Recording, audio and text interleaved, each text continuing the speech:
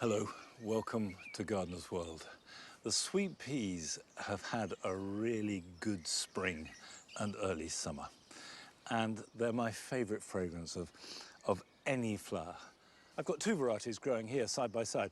There's this one, which is Kupani's Original, and has got these two tones, and is one of the very earliest of all the sweet peas, and is still one of the best. And the other one is called Black Diamond, and you can see it's this deep, dark burgundy colour. But the one thing that sweet peas hate is drought. Hot, dry conditions means that they will try and set seed. And to stop that happening, the secret is to pick the flowers all in one go. Remove every single flower head that you can see. And we found that if you do that every 7 to 10 days, the energy goes into producing another flush of flowers, which returns about a week later. And if you see any seed pods, remove them straight away. And you should have sweet peas growing and flowering and smelling wonderful well into August. On today's programme, we explore Hestercombe, a garden of 100 acres in Somerset that has been managed over the last few months by just 2 gardeners. The first couple of weeks, it was a bit overwhelming and it was quite tricky for us to get our heads around. If no one's here to see it every day, what are the important things we have to do? And there's another chance to join Jo on a visit he made to a captivating garden belonging to an interior designer. Not knowing anything about gardening and how to make a magical garden, I literally had to use my kind of knowledge of interiors and apply the same principles. And I shall be planting up my squashes and pumpkins as well as lifting and dividing bearded iris.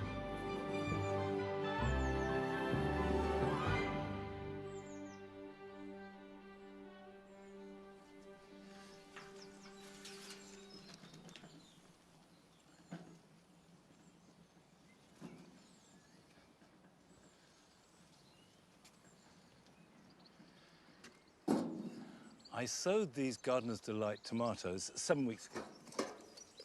And if you sowed them along with me and then pricked them out and potted them on, yours should look something like that.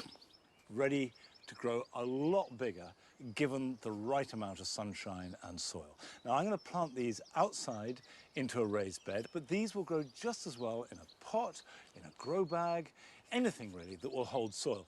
And by the way, with grow bags, if you're worried that they're a little bit shallow and won't take the roots, if you've got an old pot, particularly one that's broken, cut the bottom out, cut a hole in the grow bag, sink the pot into it, put compost into the pot and then plant the tomato into that, so it's got extra root run and also much easier to get a stake of some kind in to support it.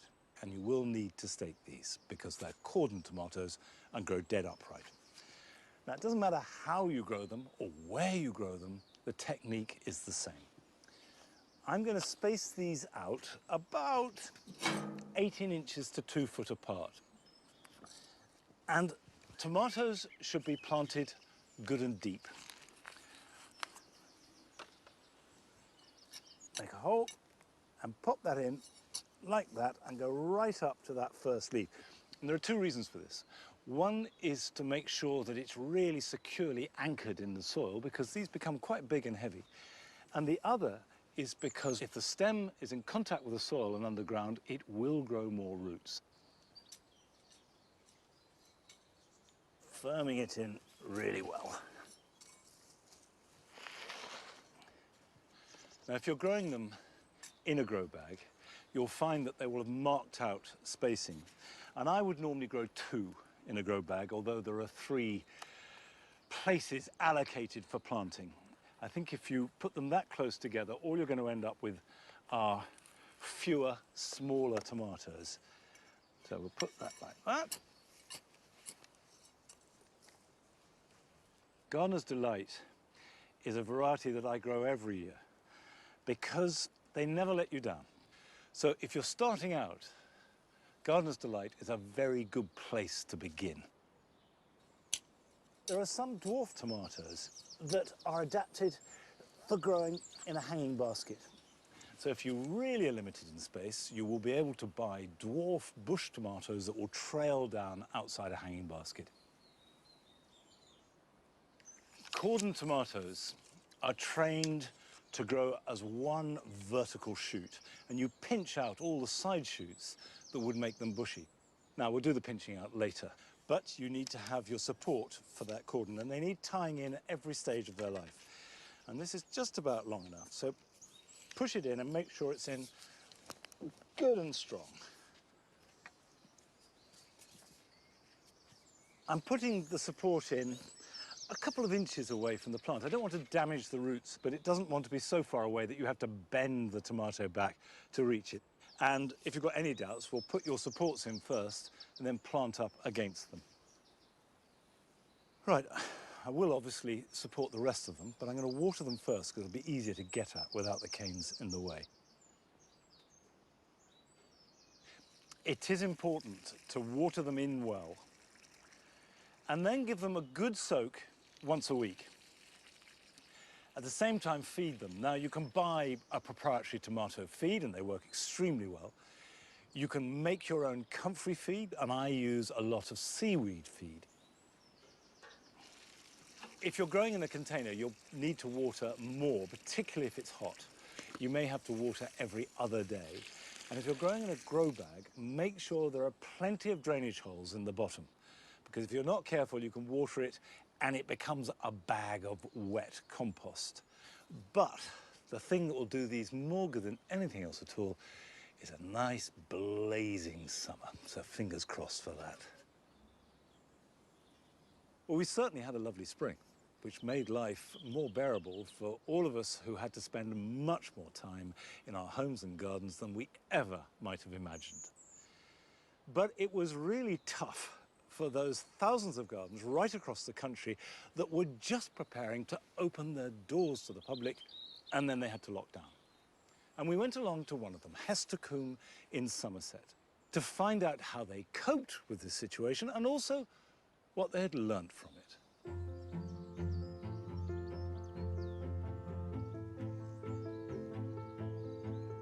What's unique about Hestercombe is we have 3 eras of garden design in one place. So you can walk through a beautiful landscape garden which dates from the 1750s, which is full of follies and waterfalls and ponds. It's really atmospheric.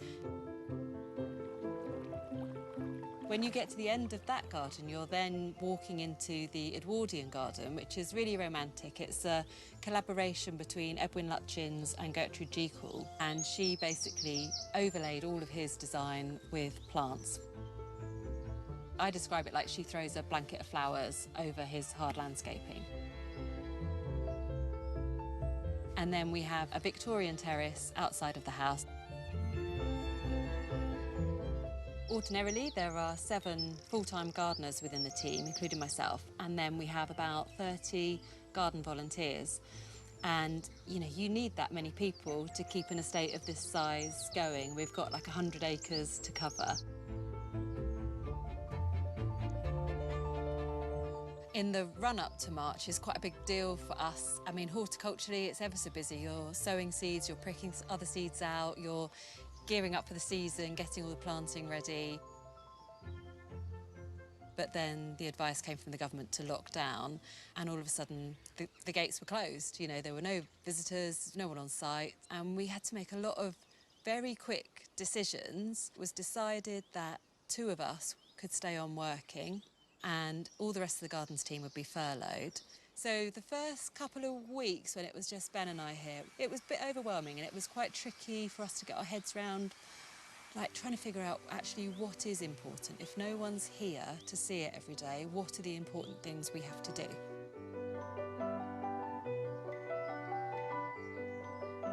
The main priority for us was protecting the historic parts of the garden. So the Georgian, the Victorian and the Edwardian parts had to stay safe, if you like.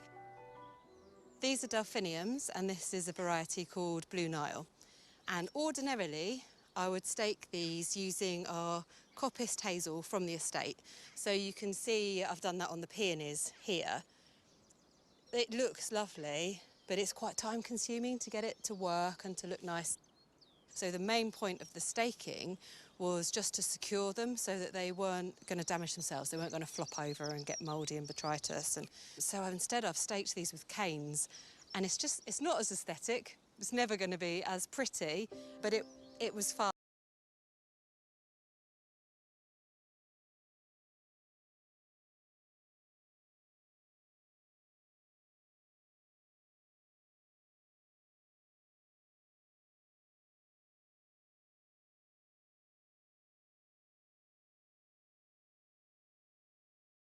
The daisy steps is quite a big feature within the gardens, designed by Lutyens and to link the two gardens together. It's called the daisy steps because of these little daisies, and these are called Erigeron carvinskianus, or Mexican fleabane, if you want an easier word to say. It's one of the areas that we've had to let go a little bit just because there's only two of us here. It doesn't really matter. So we would normally mow this whole area and keep it quite neat. But actually we've left it. It's been really interesting. I mean, as you can see, the grass is ever so tall. It's full of insect life, full of pollinators. And it might be an idea that we can take forward. Maybe we can keep some of this wild look. Obviously, we have to keep a balance here because fundamentally this is a historic garden, and historically there would have been lots of gardens and this would have been immaculate. However, when you mix that with modern thinking and climate change and wanting to bring more wildlife into the garden, maybe there's a compromise to be had here going forward. It's almost like you want to get your hands back on the steering wheel, but not quite as tightly. Part of the work that we'd done pre-lockdown was to sort of add a bit of interest around the site. We'd planted quite a lot of tulip bulbs in pots around the place. And obviously then, as they came into flower, no one was here to see them. So we put them all in the boots of the car and we took them to local nursing homes because we just sort of felt at least people could enjoy them.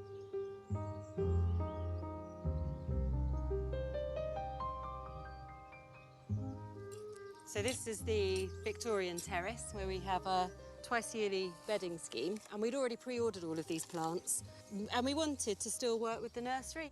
They'd done the effort of getting them for us and growing them on. So we decided to go ahead, but we did make a change. This year is the 300th anniversary of Bamfield, who designed the landscape garden. So we were working to a plan, and this is Bamfield's coat of arms. So we decided to use this as the design for this whole bedding scheme. But actually, when the plants arrived, and it was just Ben and I here, for the sake of time, we decided to just go with a random pattern. And actually, the most important thing we could do, especially in this heat, was just get the plants in and get them watered as quickly as possible.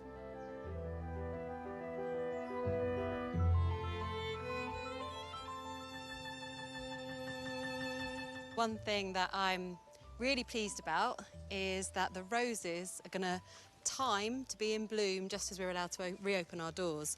And this one's looking fabulous at the moment. This is Rosa White Pet, and it starts off with these beautiful little pink buds and then opens to these double flowers. And if I keep deadheading this, this will flower now right the way through to November. And I just am really excited about everyone being able to come back at a time when the garden is just looking so amazing. From a personal point of view, my work changed quite a lot because as a head gardener, you're often spend a lot more time running a team, running the volunteers, making sure everyone else is doing stuff and everything's going all right.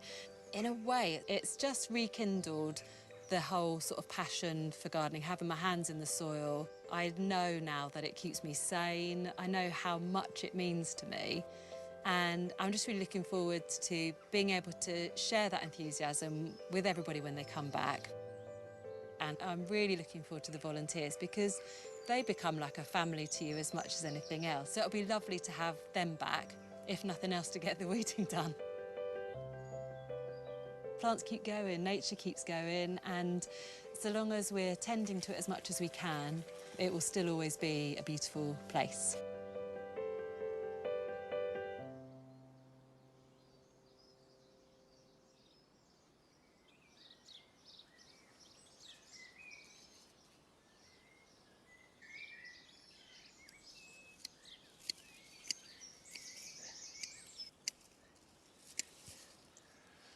I've been to Hestercombe 3 or 4 times, and every time I go there, I find something new that is beautiful and inspiring. And it is now opened. It opened a couple of days ago. It is limited. You have to buy your tickets in advance. And if you go to our website, you'll get all the details on how you do that. Now, I'm cutting back this geranium. This is geranium phyum. You can see it's really big.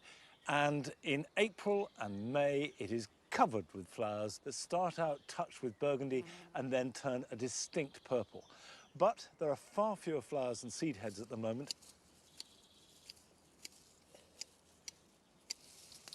When you're cutting back any hardy geranium, go right back to the ground.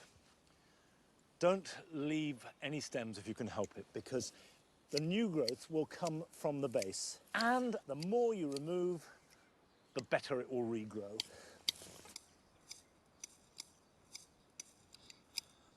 Throughout the whole spring period, when we were confined to our gardens and couldn't get to garden centres, we had to recycle plants, take cuttings, and in many ways that was a liberating experience, and we all learnt from it.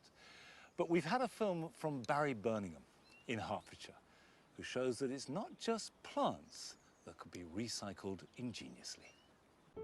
During this time of isolation, I've been trying to recycle loads of stuff in my garden and keep out of the way of the rest of the family. And I thought you might like to see what I've been doing. So I'm going to show you. So, my children are 21 and 23, and they had a trampoline, which I've now managed to make into an arch, which is going to hold, hopefully, roses. And I've made this arch using logs, and becomes a retaining wall. So that was the first bit of the trampoline that I used. And then the second bit of the trampoline, you can probably see in the background already. It's a fruit cage, which I've used the legs and the bases of the trampoline to make into a fruit cage, which I've wanted for a long time. And we better not mention the swing in the background, which I've also stolen for beans. So the theme of this isolation has been lots and lots of recycling. So hopefully that'll have inspired you to do something with some of the stuff that you've got lying around at home. Thanks a lot for watching. Bye.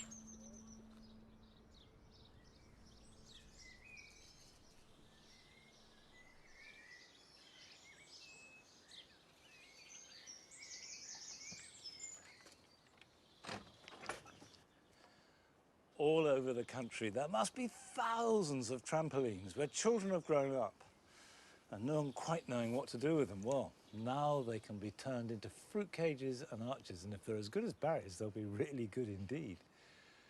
Now, it is time to divide these bearded irises. They were fabulous this year. They loved the hot spring. The only downside was they flowered very early and they finished very early. And it's a good idea to divide bearded irises every 3 or 4 years, and this gives them new vigour. Otherwise, they get a bit old and they flower less and less. Now, you can see that I tied a bit of wool around the colours, because obviously at this stage you can't tell which was which. But it doesn't matter what type you've got, what variety, or how long you've grown them, there is one way to do it, and it's like this. And it's very straightforward, it's not difficult. The thing to do is to get a fork and lift underneath them, and try and get down deep so you lift as much root as possible. And very often these rhizomes can form quite a solid mat. There we go. Now, you can see clearly these are the roots, and there are new roots forming, and the rhizomes are on the surface. And the more sun that gets during the summer, the more it bakes, the better the flowers next year. Now, at this stage, I'm going to cut this back. But if you're not moving iris, you do not need to trim the leaves back.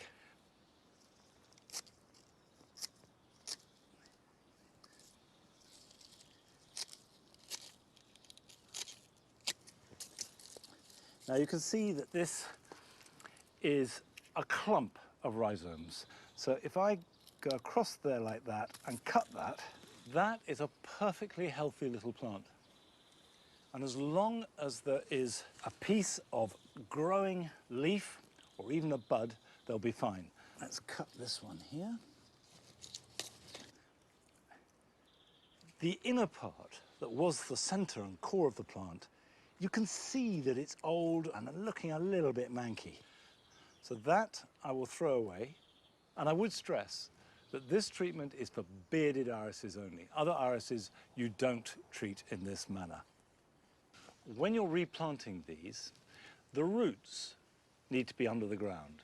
And if my hand is the ground, that's how to replant them. So the roots are in the soil, but the rhizome is on the surface.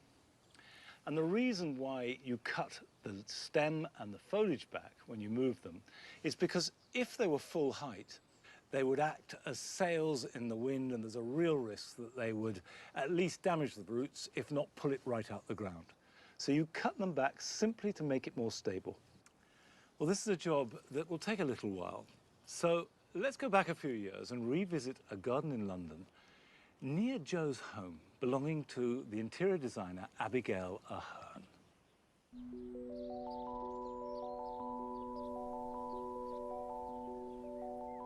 Now, it's always good to hear about a garden you've never seen before, especially when it's just around the corner from where you live. But what intrigues me about this one is it's made by a designer, but they're not a garden designer. Abigail Ahern is at the forefront of British interior design. Tucked behind her terrace house is a west-facing 6-metre by 30-metre garden. Abigail bought the house as a wreck back in 1998, but only turned her attention to the garden in the last couple of years. What a haven in the city. I've become a garden obsessive. I know nothing about gardening and lived with... That's not true, and I can see that from your garden. Lived with barrenness for years and years and years, but we have this double height glass wall. So I was looking at this fairly miserable garden for ages, and the outside looked so dismal that it drove me crazy. And not knowing anything about gardening and how to make a magical garden, I literally had to use my kind of knowledge of interiors and apply the same principles to outside and planting. So I wanted it to feel really magical and lush and tropical, and also evergreen. So a lot of the time in the winter it looks like this, which is really key because I overlook it all the time. So I bought a cabin and plonked that at the end of the garden, which really grounded the whole space, and then realised all the planting was just shoved around the perimeter. So it's the same in interiors. Everybody shoves their sofa against the walls, like doctor's waiting room, which drives me crazy. And I'm all about bringing things in, so you're tantalised. Like, I want to feel like I've fallen down a rabbit hole and I don't quite know where I am.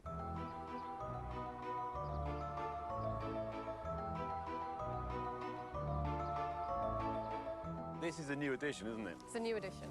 This is a mimosa. I love its feathery leaves. It's beautiful and in flower. I know. You know how big that gets? It's just going to go up and up and up. Is it? Yes. Yeah. That's what you want. That's music to my ears. Yeah.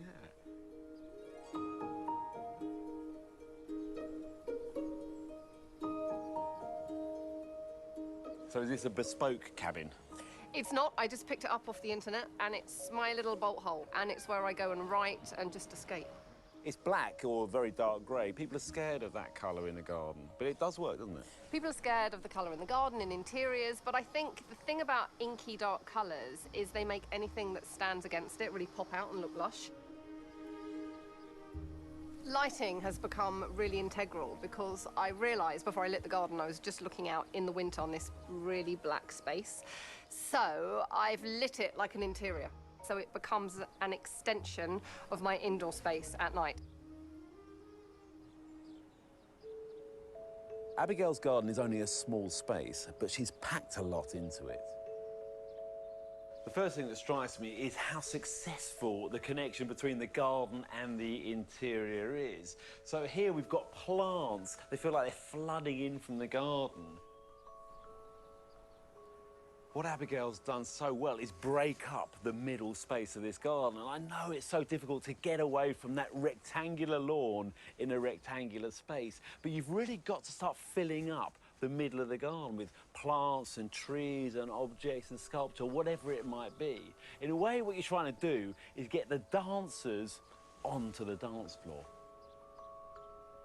Most of the planting in this garden is informal, is very relaxed, except these two long lines lines of Carex grasses straddling the side of the path, two really big brush strokes in the planting. And what they do is lead you right up this straight garden path. And when you get to the end, you're not disappointed. And that's so important in garden design. You've got somewhere to go. This city garden is not only unique, fresh and packed full of personality, but I just love the process it's been through to get here. Abigail has broken lots of rules. We get stuck in our ways and perhaps a little bit formulaic when it comes to our own gardens, but she's shown that a whole different approach can create something really special.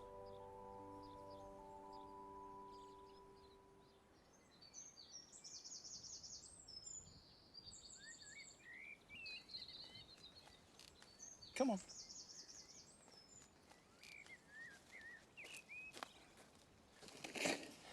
It's very interesting seeing the interior designer view on a garden and creating an outdoor room, almost with furniture.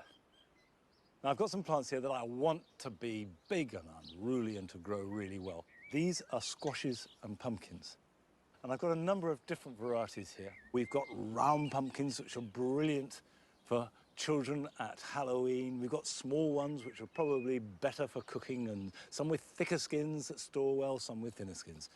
And they're very much plants of high summer. They need heat and preferably moisture and lots of nutrition and lots of it from the middle of June to October. I sowed these plants about 6 weeks ago, but if you haven't sown any and you can't buy any, you can sow seeds now, but sow them direct. Don't sow them in a pot, put them in the ground. Put 2 seeds in where you want them to grow, and then weed out the weaker of the 2. Now, the plan is to grow them up these pumpkin climbing frames. I've been growing them vertically for the last few years, and it works really well. They're pretty strong. Just bean sticks won't do. They're going to have to take quite a lot of weight, and I will get 2 or 3 plants in each row. So I'm starting with this one. This is called Blue Hubbard. And the skin is blue, but the flesh is orange and very good. And the ground has been really well manured. I've put in loads of garden compost. All right, let's put another Blue Hubbard there. So that's like that.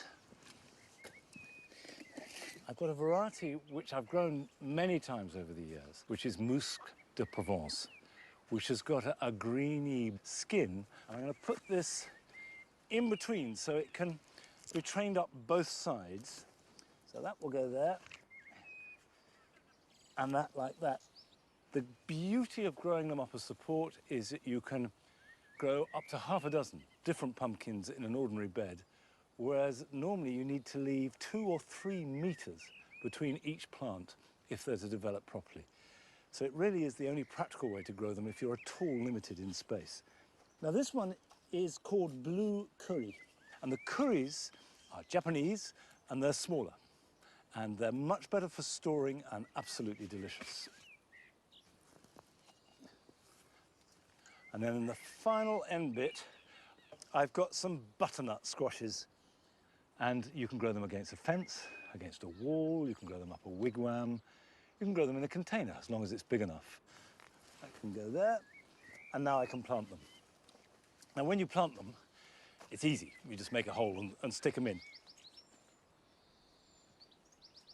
So we will just pop that in, like that, and then just make a donut around it, so that when I water it, that will fill. That way, the water will all go to the roots as well as the rain, and they must never be allowed to dry out. When I've finished planting them all, I'll give them a good soak, and then I won't need to do anything for a few weeks until they start to grow, and then I need to tie them in. But we'll come back to them, and if you are growing them, we'll keep revisiting them, so hopefully we could all harvest glorious pumpkins together in early October.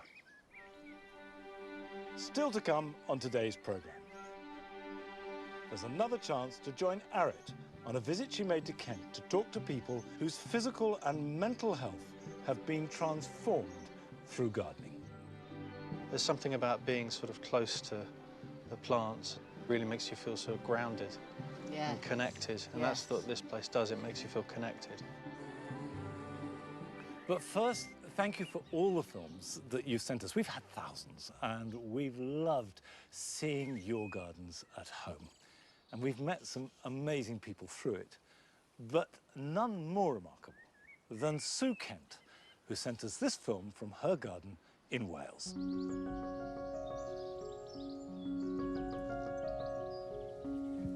I'm Sue Kent, and I live in a house by the sea near Swansea. I was born with an upper limb disability caused by the drug thalidomide. This has made me highly adaptive and innovative all through my life, and including in my garden. What I love about my garden is when I wake up in the morning and I go outside first thing, there's nearly always something new, a new bud, a new flower, a new leaf uncurling, and it's so exciting. My garden entertains me.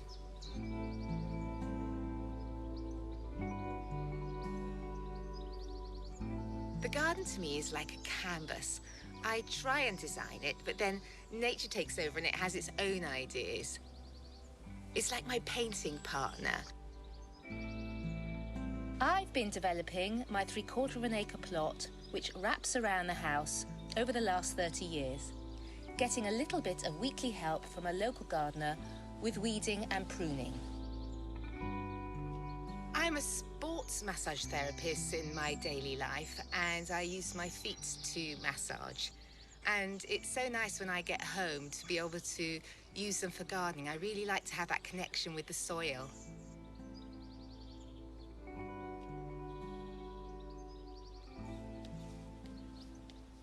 Having a disability means there's some things I can't do in the garden, but I adapt and work around these things, and then I'm able to enjoy my garden. I just love it. Finding the right tool for the job is terribly important. It makes all the difference to gardening independently. I can just use my toes and pick up the weeds and put them in the bucket. There's one drawback to reading with feet. They don't make foot gloves. And all I've got is these socks of protection. So my cucumbers really want to get into the ground. They've been very successful, and perhaps I put them in a little early, but I think it's warm enough. I think they're going to survive. I've got a few spare in case they don't. So I tend to put things on their sides and roll them around a bit and squidge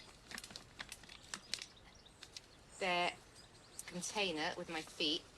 It should come out with some roots ready to plant. This is an F1 hybrid, and it's prolific. It's an outdoor variety, as long as the weather's good.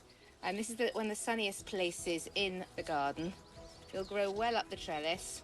And then I just backfill around it with my feet. And obviously I'll give it a bit of a water.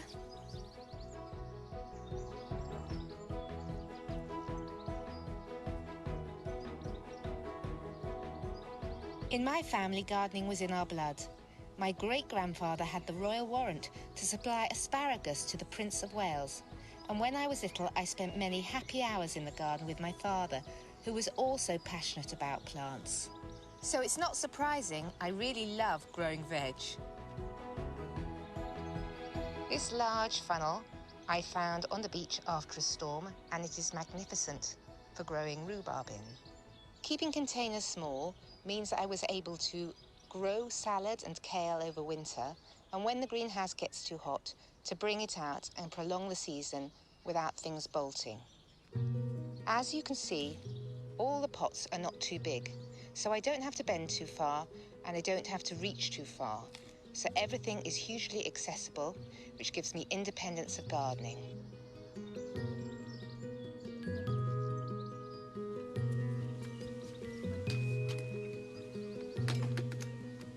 I make my own compost. It's full of nutrients, and I find it better than just using shop-bought compost. The only trouble is that straight from the compost heap, it's full of little woody bits that need to be sieved out. But sieving for me, with short arms so close to my body, is a whole body experience, and it's just a little bit too shaky. So I put a pot inside the bucket, and then I rest the sieve on top,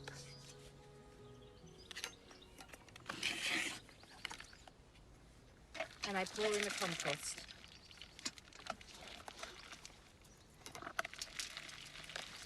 Oops, Daisy.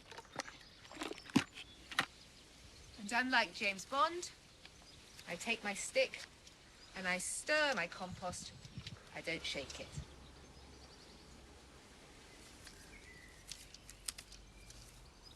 And I found it to be quite therapeutic in a strange way. And now I just hope Mr. Robin's going to come and pick out all the lovely worms that have appeared at the top of it.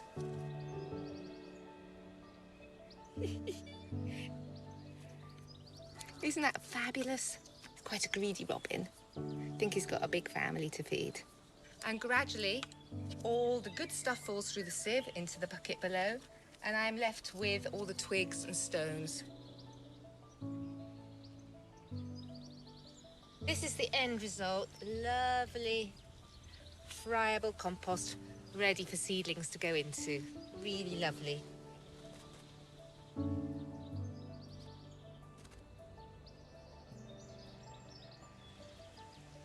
One of the first things I had to do was change the normal tools.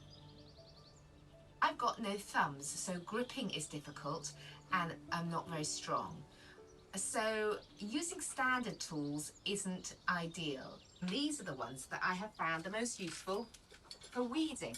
The notch allows the weeds to fall into that notch, and so when you lift it out, it brings the weeds out quite easily. My greenhouse is overfull at the moment, so I needed to increase the space as I wanted to bring my strawberry plants into the greenhouse. I've tried gardening with strawberries outside on the floor, but when I go to pick the strawberries with my toes are too strong and the strawberries get very squishy. So this year I thought I'd dig them all up and bring them inside. I haven't really got the room, so I went up into the attic and found an insert from a wardrobe, and I made a strawberry tower that seems to be quite effective.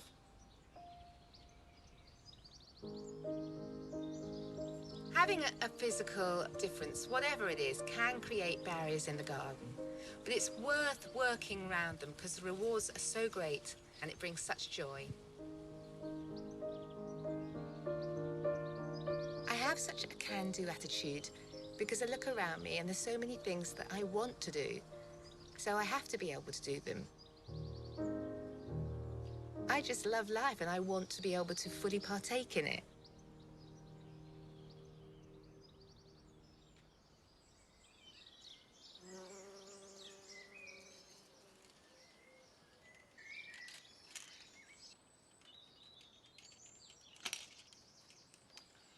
Well, I'm sure you found that as inspirational and as impressive as I did. And Sue has made a lovely garden.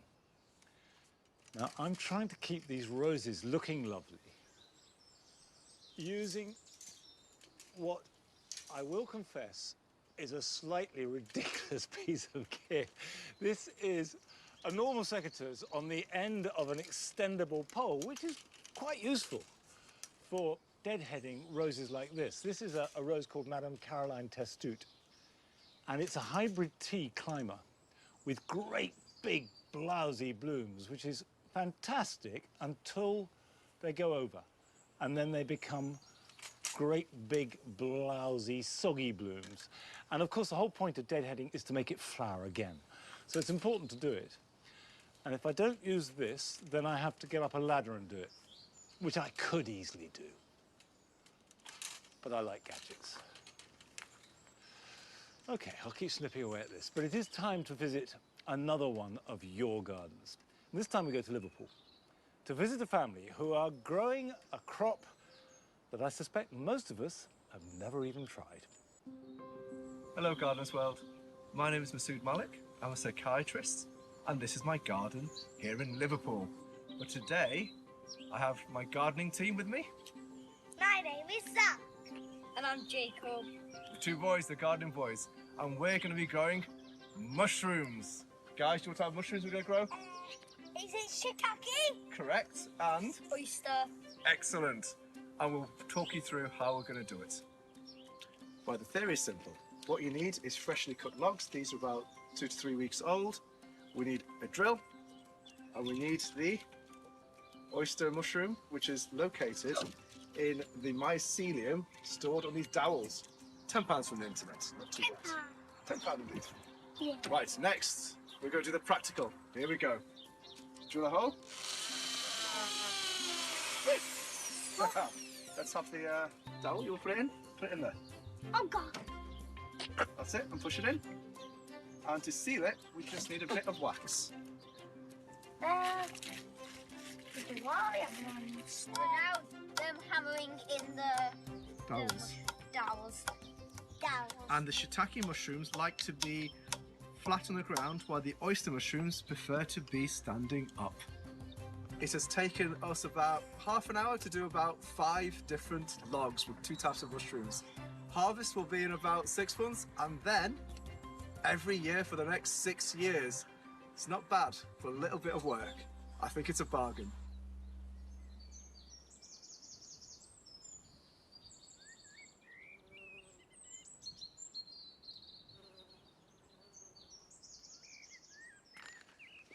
I have tried growing shiitake mushrooms like that, I have to say, with mixed success. But Masood has clearly realised one key factor, which is that children love the whole rigmarole of growing mushrooms in logs. And let's hope, for his sake and the kids, that they're enormously successful and have masses of lovely mushrooms. Now, I want to make masses of lovely plants. And I've got a hydrangea. This is Hydrangea Annabelle, which is immensely popular because it makes this enormous, great puffball of white florets that flowers from midsummer right through into autumn. Will grow in shade, will grow in sun, a really good doer.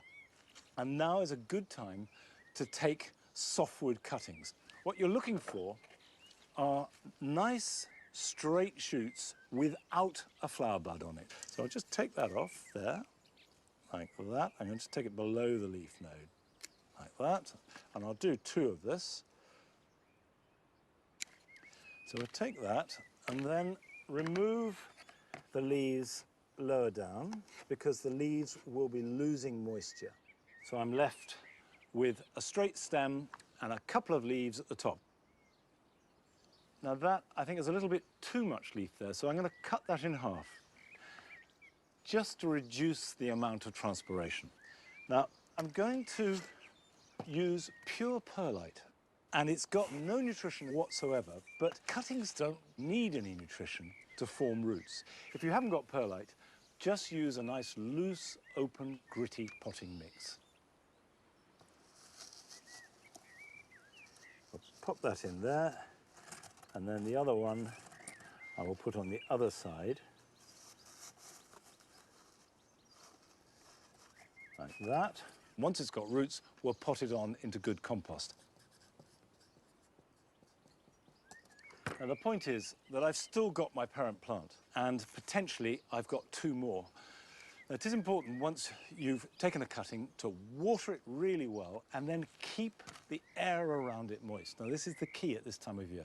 If I just popped that outside and it was a hot day, that would die before it possibly had a chance of producing any roots. So put it somewhere out of direct sunlight and either put a polythene bag over it, supported by canes, or mist it. And that will reduce transpiration and give the roots a chance to form. And they will do it really quickly. This will start to produce roots within a week or so. And you can do the same with herbaceous perennials. It doesn't have to be shrubs. Eurybia divaricata is known and loved in gardens for its small white flowers, little stars that dance on the end of long shoots, and it grows very well in shade. And this will flower from mid-July right through to September. People often ask why you put cuttings around the edge of a pot. And it's partly do it because I've always done it, but it's supposed to be because they are less likely to dry out. Water this as well.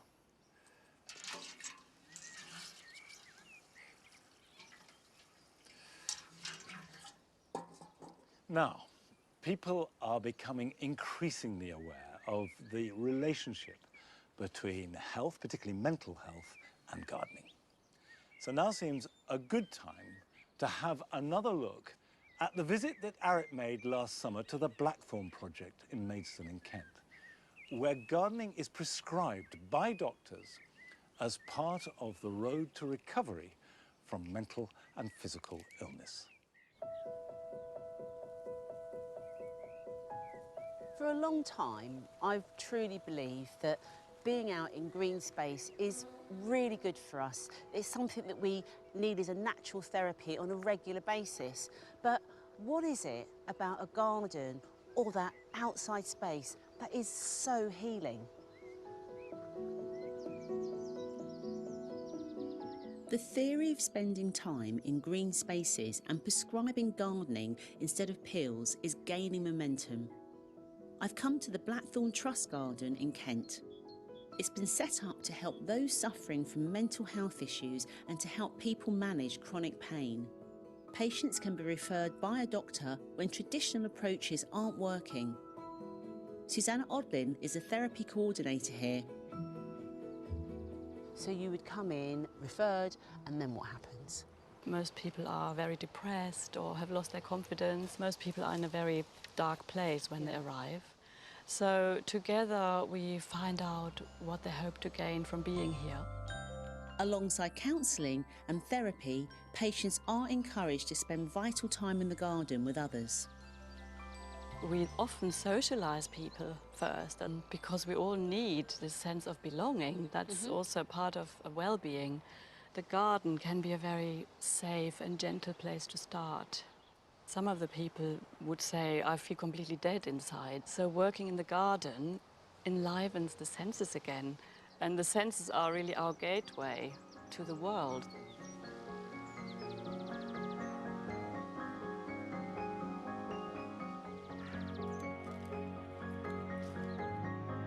Lisa has been coming here for nearly 2 years after a car accident left her with chronic back pain. I was never really interested in flowers, plants or anything before my accident and before finding Blackthorn. Yeah. Now they're just wonderful, the beauty of them and the peace that it brings to me. I get lost in it. What do you think you'd be doing if you wasn't at Blackthorn? I'd probably be at home, laid flat with lots of medication and not really doing anything. But coming to Blackthorn, each part and each stage of the programme brought me back to life.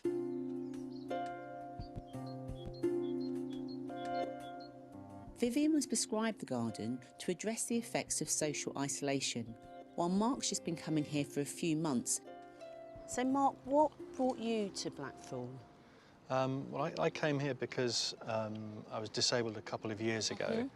And I've been in constant pain and found the daily living was just about managing my pain and managing the anxieties and problems that come with it.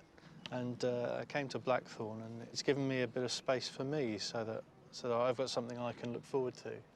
There's something about being sort of close to the plants. It really makes you feel sort of grounded and connected. And that's what this place does, it makes you feel connected. And we take an interest in each other, you know, and their other people's problems, and it just sort of alleviates yours. Do you think you'd get the same benefit if we were just sat down at a cafe having a chat? No. No. Why is that? I spend a lot of time in my head in pain. Being here, there's just something about it. Gardening, there's only one way to say it, is good for you. It certainly is.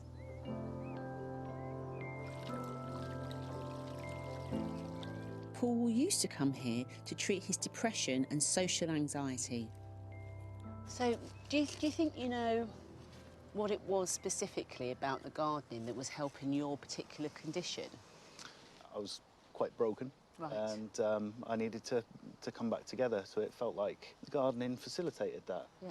Having that awareness that everything changes, everything's transient, definitely gave me a sense of hope for the future. I'm now a self-employed gardener. Oh, really? That's keeping me very busy. That's brilliant. It just goes to show, doesn't it? You know, how things can just turn around with a bit of time and patience like our lovely plants need.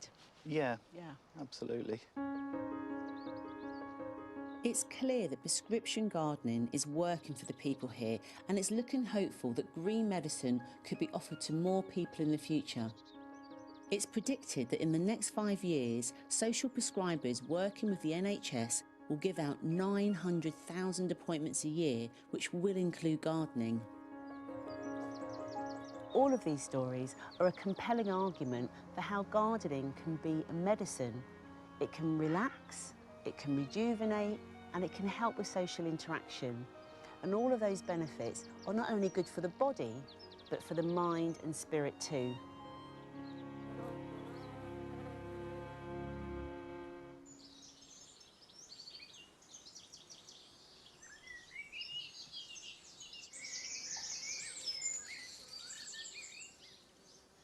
I'm so glad that mental health is being talked about openly and seen as something that we have to deal with. It's central to life, and that gardening can be part of the solution.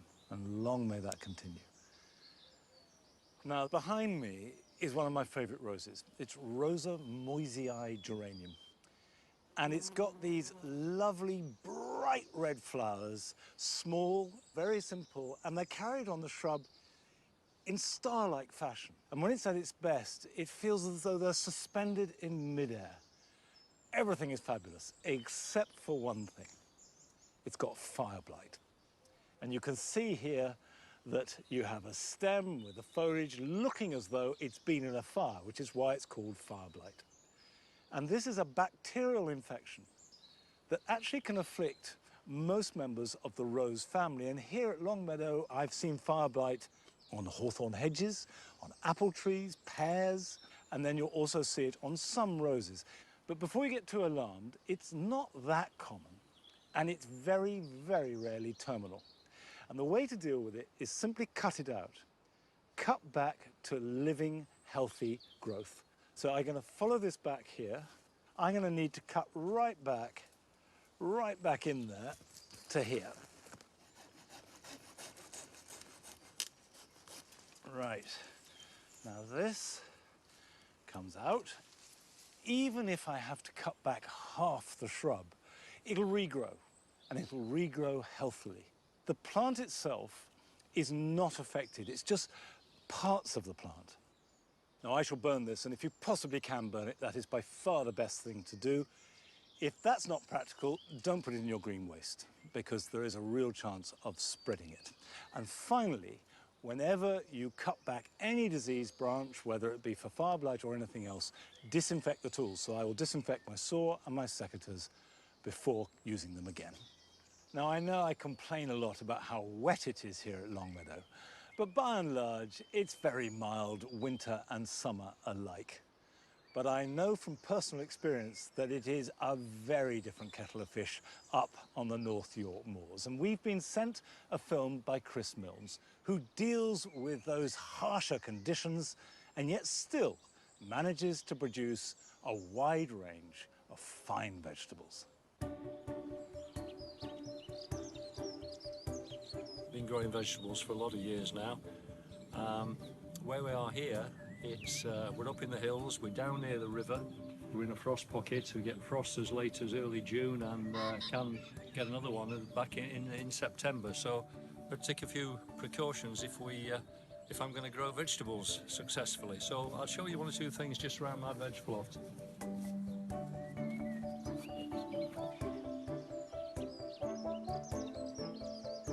This is my garlic bed, which I've been growing for a lot of years, and I use my own clothes every year, so they become acclimatized to the conditions and they grow really well, no matter how cold it gets in the early spring.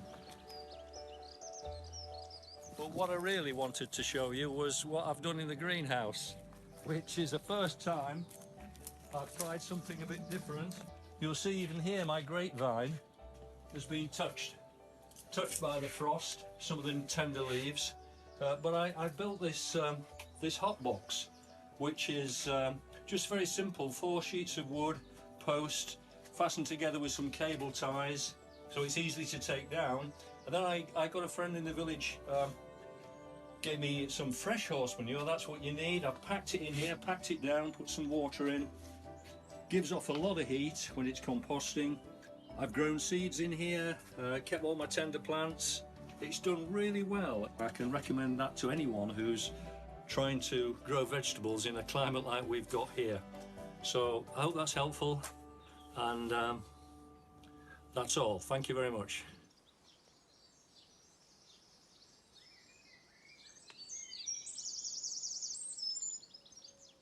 Chris does live in the most glorious part of the world, and I do know the weather is harsh. I remember someone saying to me that summer comes in the second week of July and leaves round about the third.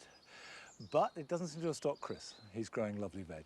Now, these are obviously broad beans. They're getting a little bit on the large side. I haven't been picking them as often as I should. And if I open these out, that's about as big as I like a broad bean to be. Any bigger than that, and they can get rather flowery. I think before these pods get any bigger, I'm going to have to pick the whole lot, prep them, and then freeze them. That's a job I must get on with. But here are some other jobs that you can do this weekend.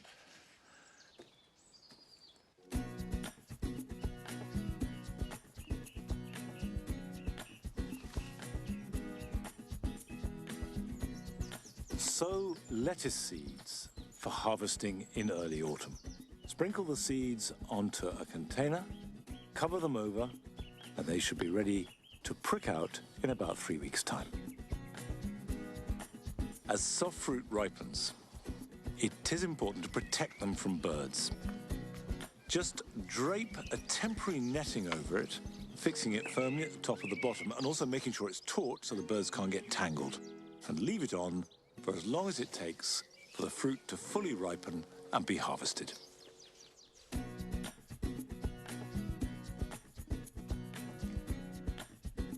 If, like me, you sowed biennials such as wallflowers or foxgloves a few weeks ago, some will now have germinated and be ready to prick out.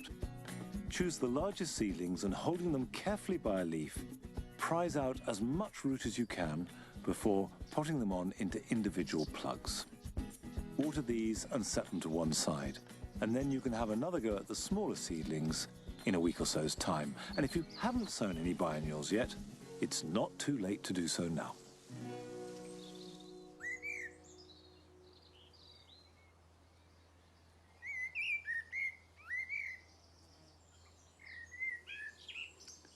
I've been sitting listening to this blackbird for the last 5 minutes. And of course, we're now coming up to the summer solstice, the longest day, the peak of the year. And if ever there was a moment to sit in your garden and listen to the birds and take in the fragrance and the sights of the flowers, it's now.